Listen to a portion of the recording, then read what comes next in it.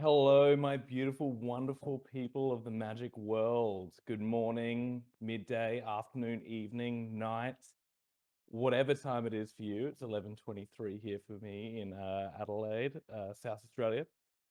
I'm Russell Cutting, also known as Big Napper, and I will be the gracious co-host to Isaac Egan for what is going to be an absolutely insane culmination to this kind of conquest of chaos that has been the 7 Point League. In an unexpected twist, we've got two Australians in an Australian 7 Point League final, despite the best efforts of the world to dethrone us. Oh, Uh, yeah. it Like, was, dude, yeah. Despite their best efforts, we somehow managed to hold on to the thing that we've been doing by ourselves without anyone else knowing for how long. So that speaks very, very, very well to us. So, and hopefully for the whole format. Before we get into the kind of pre-show for the final and into the bits and bobs, I think Isaac's got a couple of words to talk about. Yeah, so throw it away. yeah, so I think up on the screen before we had Sleeper's staff, a couple of the people that have really brought this entire tournament together. Like, it was certainly something that I dreamed up as a thing that might happen, but it definitely would not have happened without the amazing help from Graham King, Angus, Vance, and Jimbo, as well as our content creator manager Ben. This is like, it honestly, it just warms my heart to see how much these people have put into this event. Nobody got paid to run this event. It was all just off the back of community support, of people that love the format, of people that love contributing, and it makes me so genuinely thankful and happy to see the amazing amount of work that these people did. If you were in the tournament, then you would have interacted with these people in some way, shape, or form. They answered all the questions. There were so many times where people asked me a question, and I embarrassingly had to say, "I don't know the answer. Maybe ask Graham." Even though I was the one that was meant to have all of the answers, or I don't know exactly what's happening. Don't worry though, I'll ask Angus. And then Jimbo with all the content creation stuff that he's been doing, and Vance with all of the Discord management over at 7 Point Highlander. I just wanted to say thank you so much to those amazing people that have contributed. There's a lot more people as well that have chipped in here and there and given feedback, given help with Reddit posts and YouTube videos and creating content and giving their advice. So thank you to all those people as well, but particularly to Graham, Angus, Vance, Jimbo, and Ben. Really appreciate the work that you've done. It's just amazing. So thank you very much. Yeah, for sure. I mean, like, I played in the tournament, made some horrible deck decisions, and sadly didn't get anywhere near the top 8. But like, every day you just kind of like open Discord, and any hour of the day there's someone asking some crazy question, because obviously we had competitors across the globe, and yeah, within a space of like 10 or so minutes, one of these ridiculously driven people has given a response. And like, yeah, myself included, certainly had a few things that I had to like ask, and bang, just straight away. So Yeah, yeah, just amazing. Just like, it's just um, just so good. and again, that speaks to the community that we have. Like, yeah, just a wonderful, supportive, like incredibly passionate community. So Oh, yeah, yeah, thank you very much. All right, so let's get into this finals. We're holy seeing, smokes, yeah. yeah. You excited? You excited, Russell Cunning? I am incredibly excited. Not only besides that it is two Australians, like biased aside.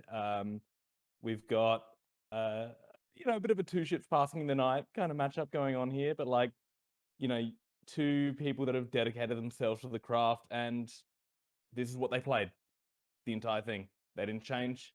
They might have changed some cards, but yep, that's Yep. you know, Things like Ragavan was a change, yeah, and but those are Saga. We have the problem with the two most relevant changes that have yeah, happened to these two decks. yeah, So but Thomas Black playing Mud throughout the entire event. We just saw there.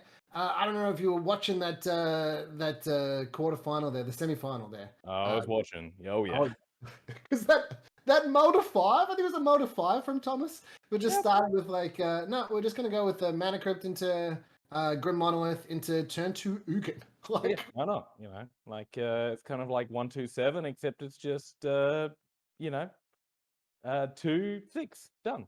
yeah, done.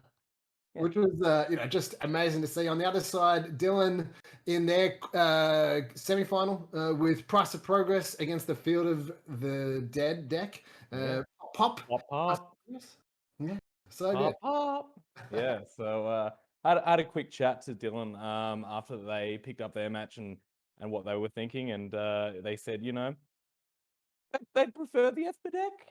Mud was a bit hard. So certainly looking forward to seeing how these two square up against each other for sure.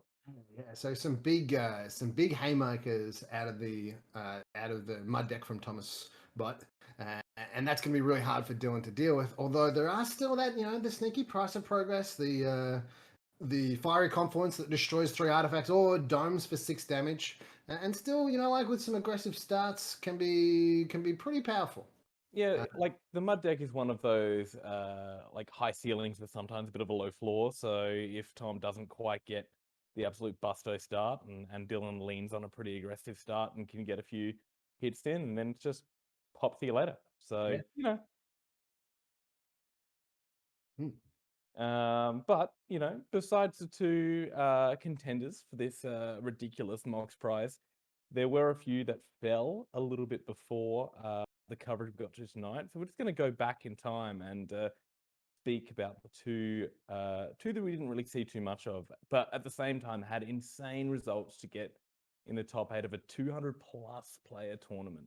So Yeah, 200 plus player tournament, free entry, and yet still, even with free entry in a first place Mox, still walking away with a Misty Rainforest. So 5th through 8th got a Misty Rainforest from Zendikar, and 3rd and 4th got a Beta Lightning Bolt, and then 2nd place is getting a revised Bayou, and 1st place walking away with that unlimited Mox Emerald.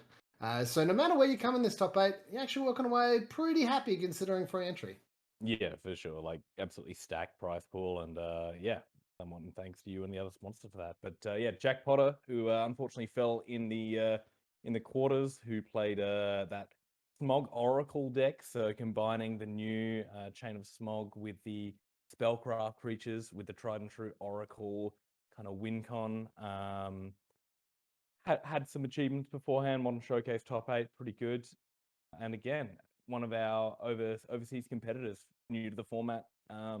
Maybe not completely new from Canada, but yeah. Yeah, so the Canadians have a competitive EDH is one of the things that they play there. They also play a Canadian Highlander variant that has 100 cards, 1 game per match. In 7-point Highlander, it is best of 3 with 60 cards and a points list. So a bit of a different system, but having information or having experience about singleton formats and being able to create these deck lists, certainly an advantage. And taking that advantage and coming in from Canada is really good to see.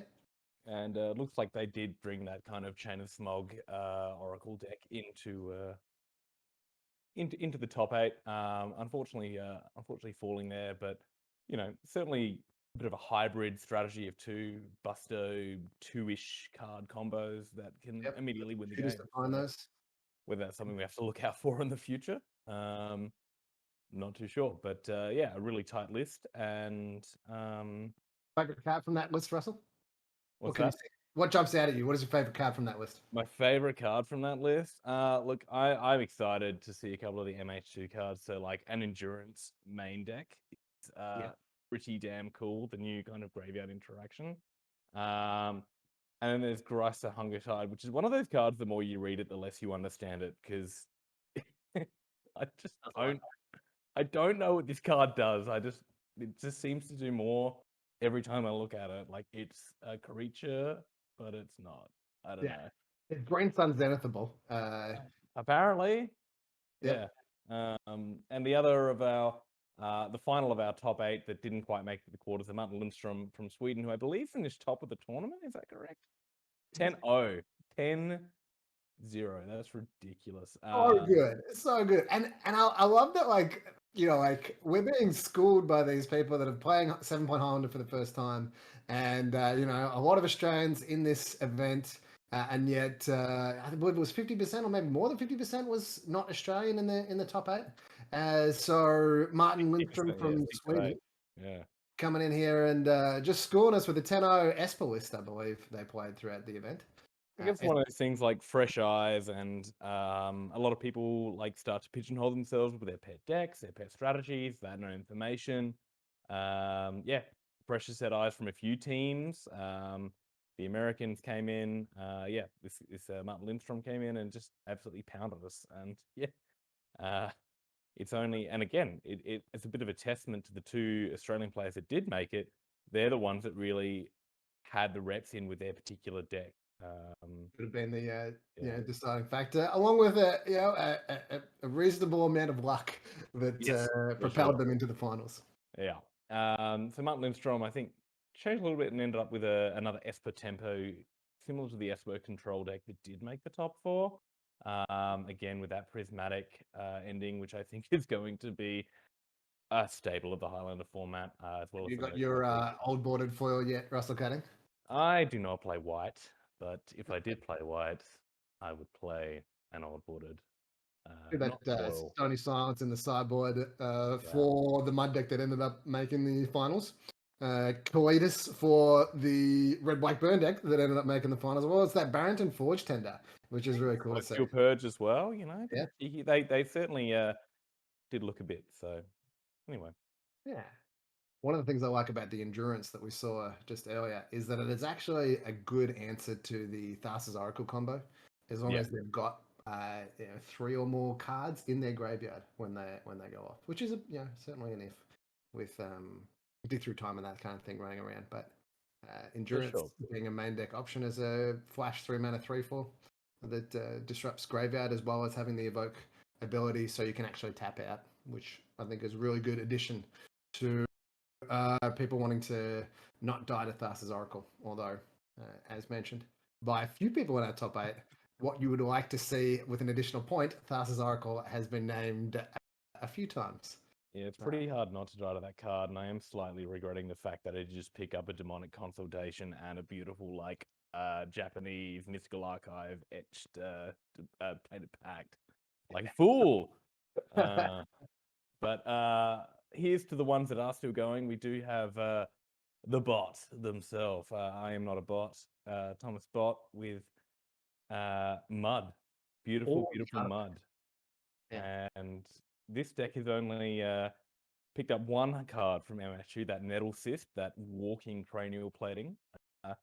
Looking to Yep. ramp, looking to lock, go quick, go big. High Nettle four, yeah. That card's really difficult to deal with in MH2 sealed. I can tell you that much. Not as much as the other card that we see from MH2 here, which is Urza's Saga, being able to make 2 constructs that get bigger with artifacts, and then being able to search out a 1 or 0 cost, which can get either Mana Crypt or Soul Ring, so it actually ramps when you lose your land, which is pretty ridiculous, as well as making those 2 XXs, which we saw did a lot of work against the Esper deck in the semi-finals. So lots of different play from Thomas Bot. The big thing is going to be what's that opening hand looking like? Because if we see a keep of 7 from Thomas Bot, you got to be pretty scared if Thomas keeps their opening hand. Yeah, like I said before, it's like low floor, high ceiling. If it's a keep on 7, it's probably on the higher end, and you are worried. Mm-hmm.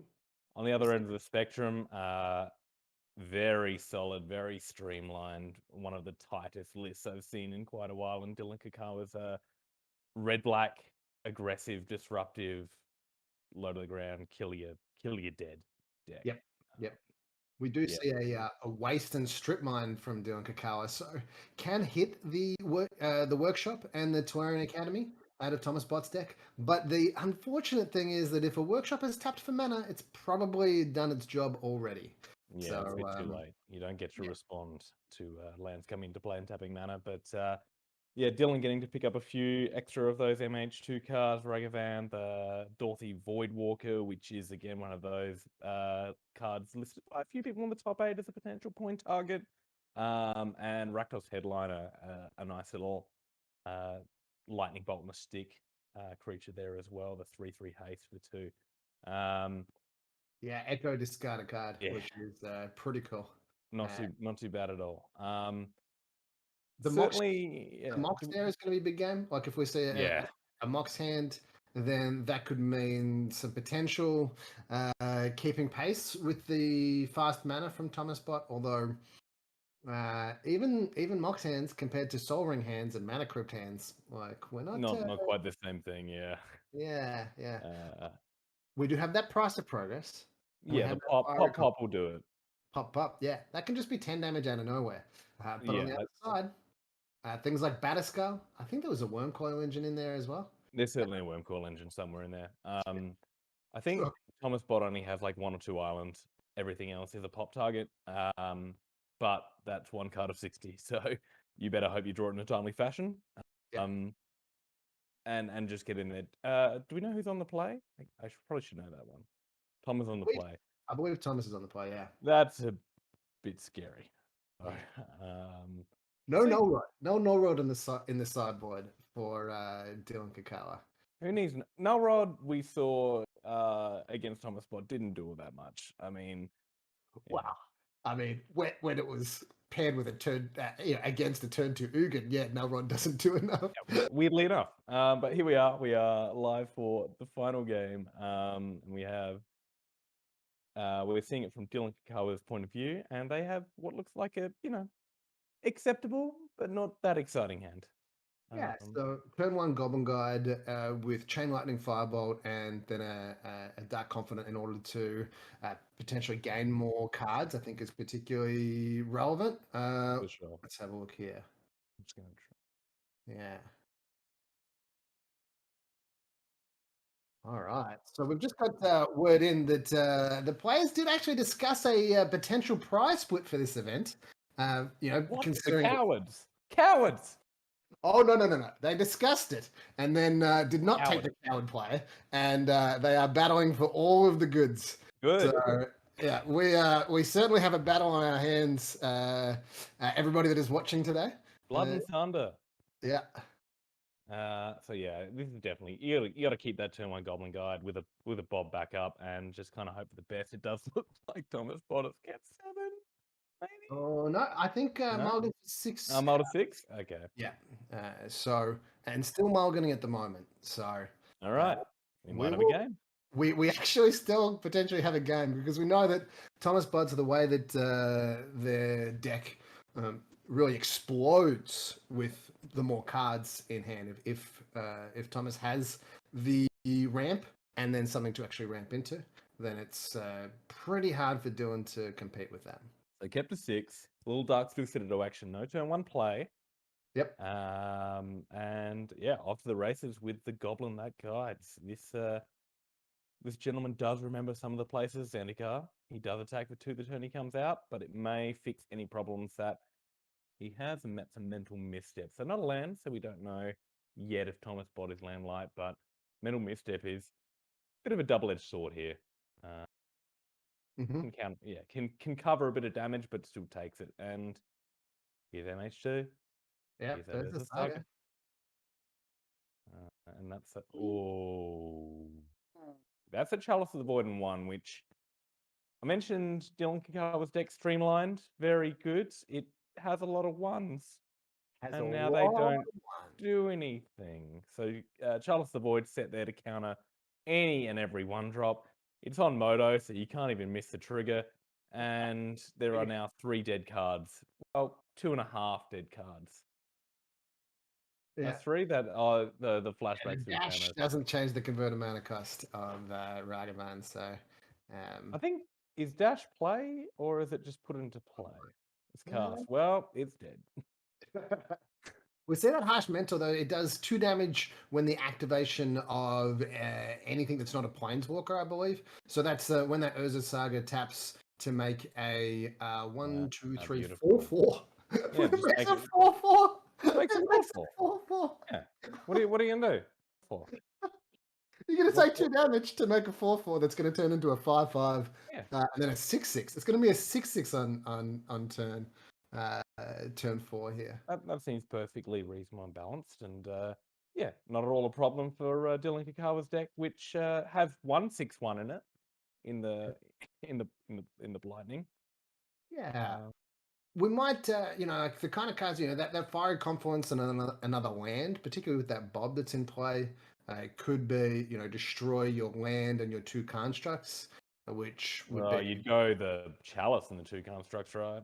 Yeah, that's true. You're Yeah. right. You're right. I'm just keen to destroy lands. Like it's something that I enjoy doing. Look, we all enjoy a bit of stone running in our time, but Tom seems to be firing on all cylinders, and that Arcbound Ravager kind of makes that Fiery Confluence situation we're talking about a little bit worse. Yeah, and A then lot bit worse. we've got Inventor's Fair, which gains life and also searches up something like Walking Ballista to shoot down the Dark Confident, which Yeah, could be and relevant. Dylan's holding 4 cards that just get countered when they try to play them. So Yeah, yeah. this is not looking good. This is yeah. Thank gosh those constructs don't have trample, huh? Well, I mean, we could flip a land and the Fiery Confluence to a Fiery That'd be gas. Confluence. Yeah. Yeah. In that order. You don't want the other way around. That would be bad. Well, you'd still take it. You'd still You take take it. it. Yeah, you take it and the 4 damage that goes with it. But Yeah. Although you'd might have to kill rather. I think you might have to kill the Arcbound Ravager and the 2 constructs in that scenario, because although You gotta kill the chalice, right? you got to kill the Chalice. Yeah, you're right. You're And right. that's not quite it. Yeah. That's a land. Yeah. Yeah. We're gonna see a. Oh no! I was gonna say we're gonna see a Skullclad No, play it and a quit, but it's gonna get countered by the Chalice. you're gonna see a land, and you're gonna see maybe a sad react. Yeah. So that Not Inventor's Fair fair. can actually search out that Walking Ballista or something else, maybe. There's a lot of different options there. Or can just sit and play and gain life rather than taking the 2 from the Harsh Mentor. They're Considering cup the only floweth over. the only thing that can really get Dylan out of here is something like a Price of Progress plus something. So Thomas is going to be conscious of Price of Progress, and so we'll probably be thinking that that he's on 5 life here. Yeah. Certainly Yeah. something that would factor into play. Blocking is not a good sign for Dylan. Yeah. Dylan thinking that the out here is not Price of Progress, Lightning Strike, and attack, but rather drawing that Fire Confluence and still being on enough life that the Dark Confident doesn't kill you. Yeah, that does seem to be what they're thinking about. But Oh. Marsh Flats is not good, and a Polluted Delta is not much better. So that's going to be a little concession there.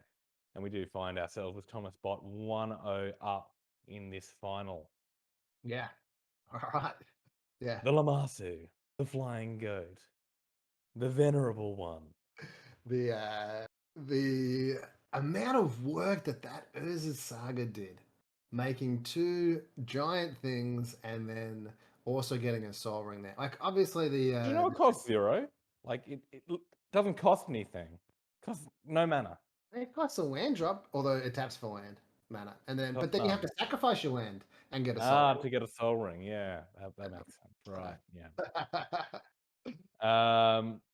So sideboard wise, Dylan's I guess has an Abrade. Braid and a Dismember, I would assume, would come in. Yeah, Because there's for sure. enough creatures that actually have targets, we might see Searing Blood or Searing Blaze come in over something like Lightning Strike or Firebolt, because Firebolt doesn't have enough targets. We No. could also see a Rotting Regisaur come in as just a large creature. I wouldn't be Yeah. surprised if we see a Kalidas come in as well. So there's For certainly sure. some different options there. The question as well is what we take out, which You're looking at your Firebolt, potentially Skullcrack, potentially not. I'm not sure on that one. yeah, we'll probably see Harsh Mentor come out, even though it did do 4 damage that game, and 4 whole then damage. Opposition Agent as well. because Yeah. there's not enough searching in the deck, and then it starts to get a little bit interesting as to what we take out here. But With I'm not a bot. Thomas has got a few little bits and pieces. Obviously, anything that taxes your sphere of resistance, your potential Thorn of Amethyst, Yep. viable options there. Whether or not you want them left in the board for Khan or whether you want to put them into play. Shadow Spear is a pretty scary card there, giving its creatures lifelink. Yeah. The construct Sun then Droplet. can trample and lifelink. Do Pretty you good. know the oh, we're going back to the thing. I was going to ask you what Sun Droplet does, if you know the text on Sun 2 Droplet. mana. Whenever you're dealt damage, get that many charge counters on Sun Droplet, and you can tap to remove a counter from Sun Droplet to gain a life. Okay, yeah. I've been playing for a long time. Something like that. All right. So it looks like a keep here from Dillon, and we've got a mulligan Yeah. from Thomas. This is good. Thoughts he can potentially disrupt, particularly with the mulligan sort of busted draws that they may have. Yeah. Kept in that harsh mentor. You did mention that might go out, but that has stayed. Mhm. Deathrite Shaman, not as useful as it has been, typically because there are no fetches from Thomas Bot's side, but still a perfectly good card there. We'll see how it goes. So I imagine we're going to see a turn 1 Thought Seize, because taking that Mana Crypt or Soul Ring, or the thing that they're going to cast. You must. Yeah. The turn 1 or turn 2 Batterskull. Particularly with the mulligan, they're going to be relying hard on what they do have, so disrupting any part of their plan is very good here. And we have Spellskite, the jeweled amulet, and Nettlecyst is the other one. the Nettlecyst, yeah. So we take the jeweled amulet there to slow that right down. Spell's got a bit of a pain. See, we might see getting rid of that Spellskite, because And we do. Okay. yeah, the Spellskite blocks the Harsh Mentor, and kind of turns off the Incinerate and Lightning Strike. So yeah, by the time that Nettlecyst comes down, they should be able to deal with it with either Lightning Strike or Incinerate here. So Harsh Mentor can do some damage. And I think that's what we'll see here. Yeah, quite good against Jeweled Amulet. Hits both sides, both the charging and the discharging. Yep. Okay. Yeah, I think Harsh Mentor is non-mana abilities. Right. Well, non-mana abilities of creatures and lands or something like that. Weird card. And here's that Nettlecyst, which is only going to be a 2/2 at this point, so it can be killed by a Incinerator or one. Yeah, which we might see. Fetch land there, because it just turns on a double spell for this turn. Yeah, it's beautiful, and sets up a Deathrite Shaman for next turn if they do want to play that, or they might just play the 2-power creature for pressure. Looks like the Deathrite Shaman though, just yeah, okay. So they're going for the aggressive line, which I like. Yeah, I like that. Interesting. When I think about what the correct decision here, I mean, I would just ask Dillon what the correct decision is. So I think that we can assume that it was the correct decision. Okay, this is and look, this is the power with Thomas Bot's deck. That Mana Crypt might do a bunch of damage, but Thought Not Seer is pretty fat with 4 toughness. Skelly boy off the top though, all skelemental. Do we see an attack with everything though? Nah, you'd just be throwing away something here. You can't get rid of that mentor because it's like chip damage. That's true. Yeah, the equip cost of the Nettlecyst will mean 2 damage here. And they do have fast mana with that Mana Crypt, but yeah, see here, Bolt. They are not that many activations off. And the Thought Not Seer can't attack too well because then it just opens the door to getting pushed back down. So it's a little bit closer than it looks, even though Thomas Bot has got quite a rebound off that card. Yeah. Well, I don't think we'll see a double block here. It is big, but Dillon is on 15 down to 11, so they still have at least another 2 hits from just the Thought Not Seer. So 4 mana. We've got a 4/4 Stonecoil Serpent. Now it's starting to look a bit sketchy here. Dismember, not really. I guess it can get rid of the Stonecoil. Okay, and yeah. and played the Death Ride Shaman, and then attack for 4, putting them Thomas down to Bot down to 5, 5, and and then then that, yeah. that's like, depending on how lucky this mana crypt is. Could Well, be if we put them down to 2, then the Death Rite Shaman's just lethal. yeah, could And be. they've won the flip. But they don't, yeah, because like we've got 2 attackers that can attack for 2 damage, and 1 gets eaten by the Thought Not Seer. Well, the Thought honestly you can't logistically attack here, so it would be it'd be up to a 7 with the Nettle Fist, but then Bot would be down to 3. Yep. Yep. So 1, 2, 3. But if they attack, then they'll probably get killed by the Slam Back pretty easily. So Yeah, so that doesn't sound like a great attack there. yeah, And you can't animate the Mutavault without copping 2 damage as well. So that potential block there is a bit dicey. And then we've got Deathrite Shaman with a Lightning Strike and a Dismember in the graveyard. So and a Thoughtseize. it does So come down to a coin flip next turn, really. yeah, well, at any point it's a coin flip. Any coin flip On loses one here. card. Yep. Yeah. Yep. Seeing a little bit of a disruption with our screen here, but we'll get back into the game. And Okay, so decided to hold the status quo there, which makes sense. And I think it's in Dillon's best interest just to leave it go and hope the coin flip goes their way to just auto kill them with the Death Rite. you can also see the double attack to Yeah, take 2 damage, but then the Death Rush Shaman does the 2 damage anyway. And then exactly. you can just do the attack next time. Ooh, Spatial Contortion. +3, -3. Not on the Death Rite. Okay. Well, the Harsh Mentor was Yeah. potentially more damage because it stops True. the Batterskull from doing its Yeah. thing. Although the Death Rite is guaranteed damage, so Well, the Nettle Cyst doesn't give life league or anything. we see an activation of the Jeweled Amulet, Right. which is potentially one of the outs here, is to hit the Wormcoil Engine or the Batterskull, and charging up the Jeweled Amulet. And he's lost the flip, and that will just be death before draw, and that'll be 1-1. Yeah, going into game 3. Love Haven't it. seen Thomas Spot keep an opening hand of 7 yet, so Yeah, well, you'd be scared if they do, but it will be Thomas Bott on the play for this final game. Good to see. this is exciting, Russell. Yeah, I'm yeah. really Like excited. like I said before, like Tushia's passing in the night a little bit with these decks. And I really thought, Dillon said that they really did not want to play against Mud, and here we are. Yep.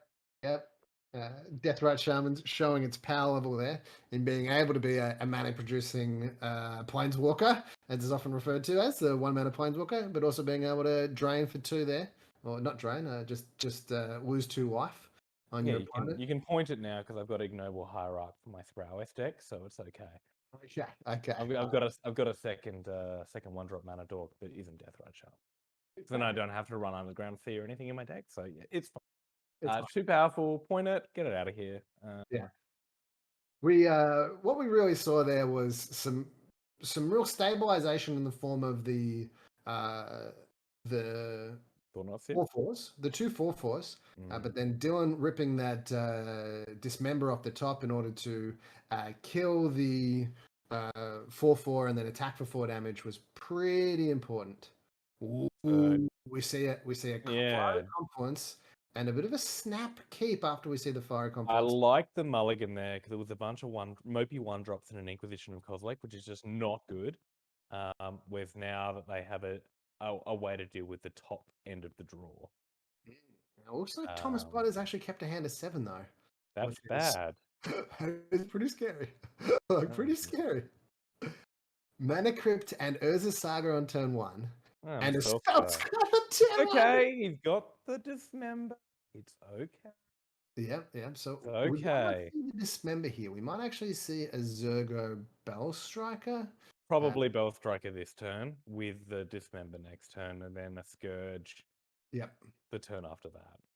Yeah, just depending on whether whether Thomas loses one of these flips, which will be particularly relevant because it actually means that the Scourge doesn't just straight up die. The Scourge being an XX, where X is like 20 minus. Ooh. Oh, the mental misstep as well. Well, at least the Scourge won't die now.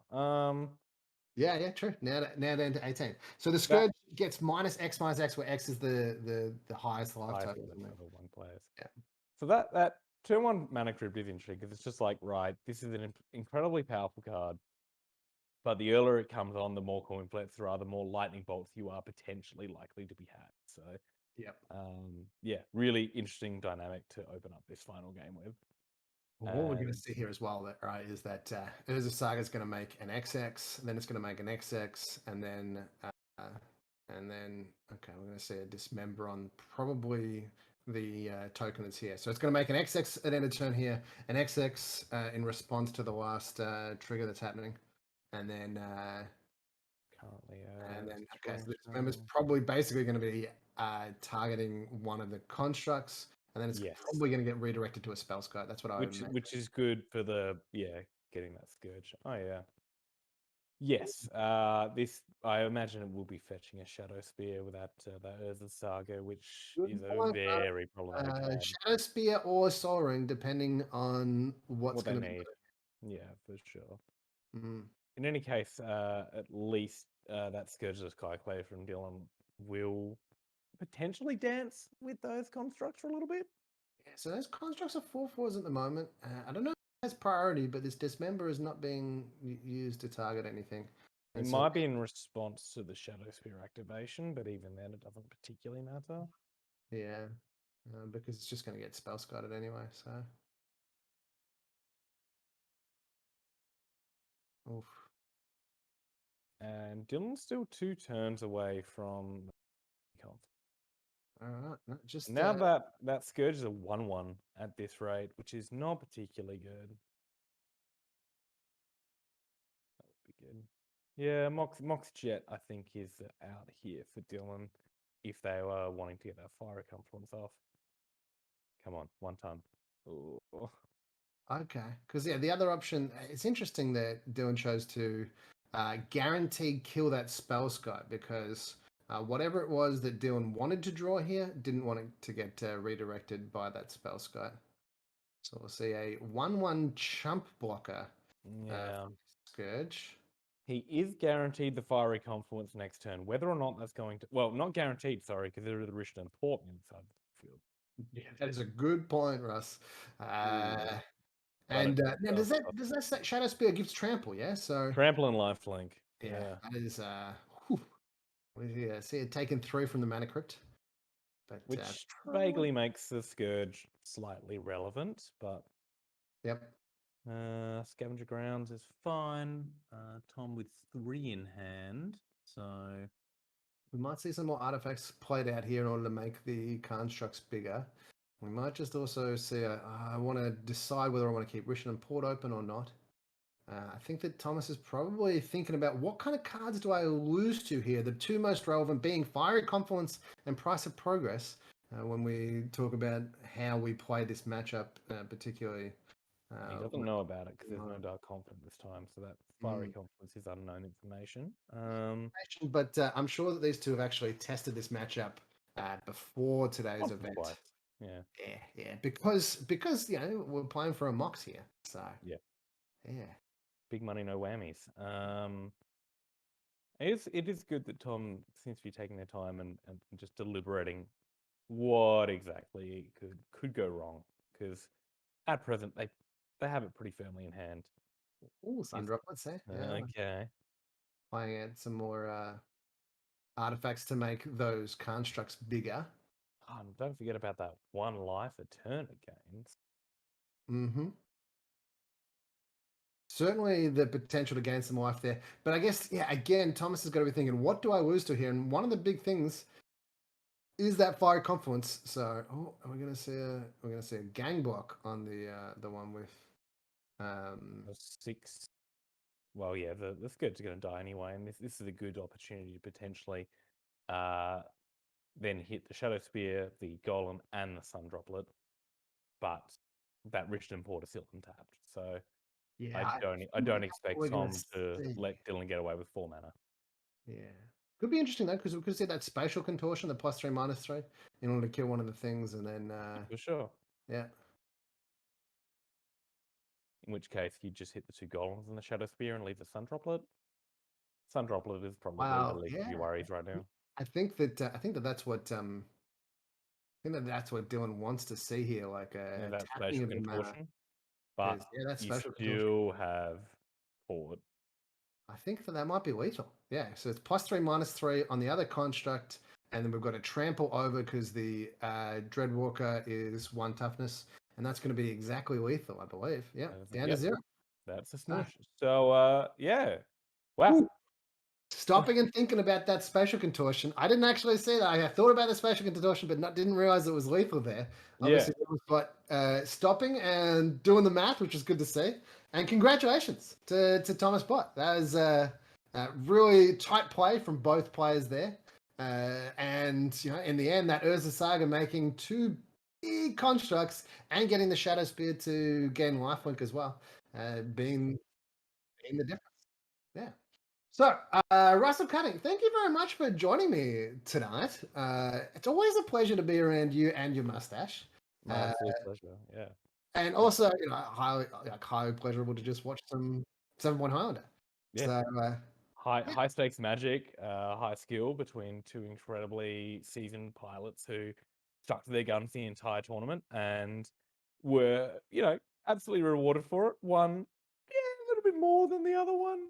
Mox a little bit more, but look, obviously, absolute great props to tournament. Dillon for an absolute crusher of a run coming in second there, and you'll be talking to Thomas Bott, so extend them my congratulations as well. So yeah, thanks for having me along for this absolute roller coaster, which was the finals. Glad we got a best of 3, Yep. and yeah, when's the next one? Yeah, good question. There might be some ones that we run as proper entry tournaments with like prizes based on the number of entries. But this one was certainly showcasing the format to get it out there into the world so that people can run their own events. Certainly ask your local TO about running 7-Point Highlander. We're keen to see more lists come in, more feedback about the points list that is up. You can direct that to the points committee.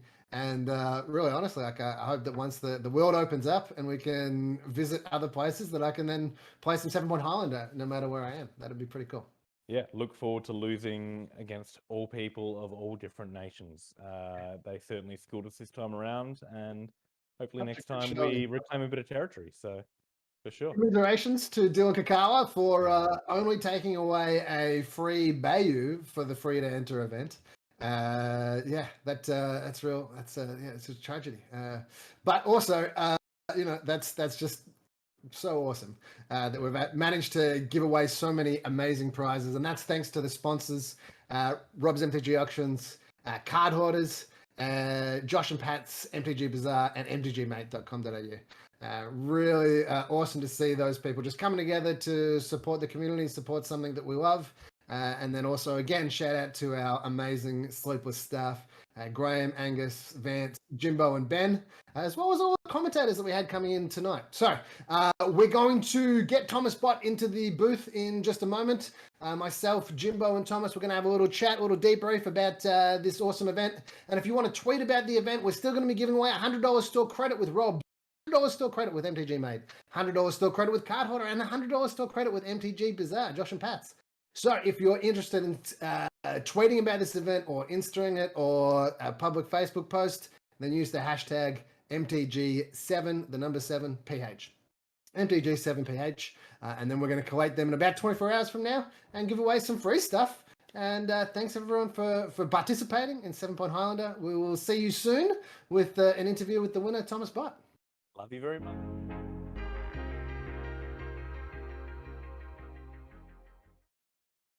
Welcome back, everybody. I'm joined here with Thomas Bott, the winner of the 200-person event and the proud owner of this Mox Emerald, which is going to come to you in the very near future.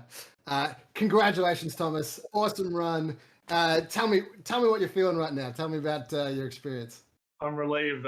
I've been stressing about this whole tournament for like 6 straight weeks, trying to do everything right, and I did it. Yeah. Oh. That's awesome, man. That's awesome. How like when you looked at that opening hand in game 3 after losing game 2, and you see that mana crypt and the Urza's Saga, what was going through your head when you had that opening hand? I knew if he had Strip Mine or Wasteland for the Saga, I would be in trouble because I had no threats. I had the Sun Droplet and the Spell Strike. So um, if he just takes out my one Saga, I've got no threats. So I kind of just sit there for a while, die to my own crypt, but like not too quickly because I got blockers and life gain. But like if he had the Strip Mine, I'd be in a lot of trouble. And Right? he played Scalding Tarn, and I was like, all right, we got this. Sweet, sweet. So yeah, in my head when you played that, I was like, you got to be just super happy with that. But it's a testament to how much you understand the matchup. That your first thought is, okay, if he has Waste or Strip Mine, then I'm going to be in a lot of trouble. I'm going to play this Spell Guide out, but then we'll see where it goes from there.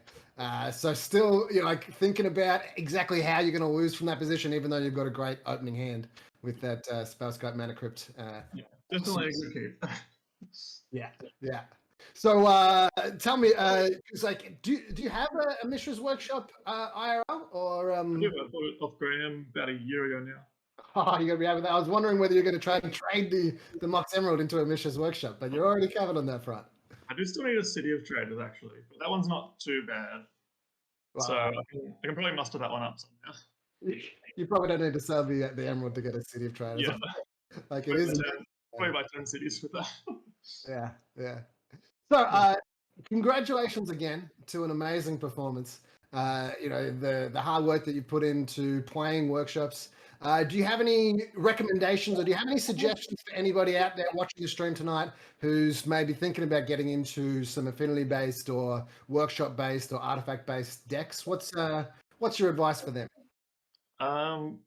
Just mulligan to hands that look unbeatable, and then play like that. Don't keep like 2 boring lands and a hangerback walker. Those hands won't win. Like mulligan to your pointer cards, mulligan to fast mana, and let the deck do the rest.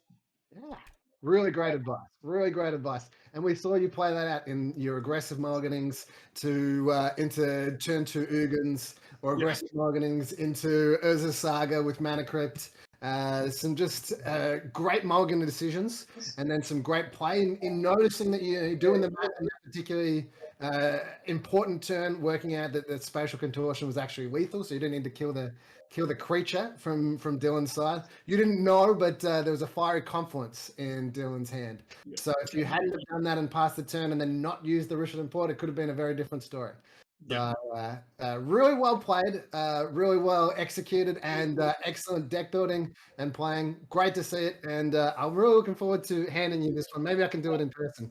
Thanks, Isaac. I love that. That'll be good. Yeah, sweet. All right, Jimbo. Hey. Anything to say before we sign off from this amazing event? Man, this was a blast to cover, I'll tell you what. Look, I just want to say, congrats to Tom. Well played and well done. But I also just want to once again say thanks this time to everyone who volunteered their time for commentary tonight. There was plenty of people, plenty of different faces, new faces that I haven't had on the commentary. We had some people from overseas as well. And also a special thanks to Drew and Graham, who didn't end up getting their voices on the air, but were free if there was any emergencies where someone had to pull out. And if we needed to shift anything around, those two were ready to go. Yeah, just an amazing group of people coming together to make this tournament happen. Jimbo, I'm sure that there are going to be more Highlander events in the future that you're going to cover, because you're big on 7-Point Highlander and you do a weekly stream as well. So if you're interested in more 7-Point Highlander content, certainly follow Jimbo, Epic Eki, and subscribe as well. And we'll see you on the next one. Yeah, awesome. Well, and also once again, thanks to our sponsors as well. Rob's MTG Auctions, Josh and Pat's MTG Bazaar, MTG Mate, and Card Hoarder, lending some card lending services to the tournament. It's really nice. Yeah.